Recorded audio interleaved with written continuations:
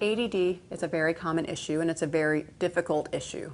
And one thing that we have found in sleep, there's a lot of education that goes, and it's really talking with parents, pediatricians, psychologists, psychiatrists, and there's been a lot out there linking and really acknowledging the impact sleep have with ADD and ADHD.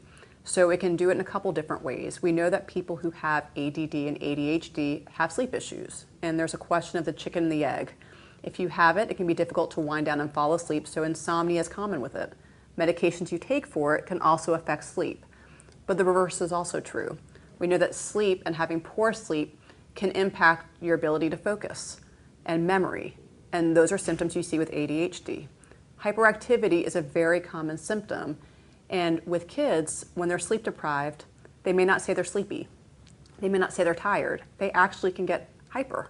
It's so hard for them when they're tired to be able to tell you that they sometimes don't know how to settle themselves down. And so it's not uncommon that if you have a sleep disturbance, it may make it more difficult to treat your ADD or ADHD, but on top of that, may be a cause of it.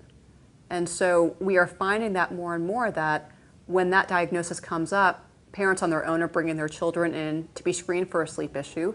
And we now have psychologists and psychiatrists commonly sending them in before they put them on medication. So I think a lot of it really is education, but yes, if your child has been diagnosed or there's a thought of it, see if they have any sleep issues. And it makes sense to screen and rule it out before starting on therapy.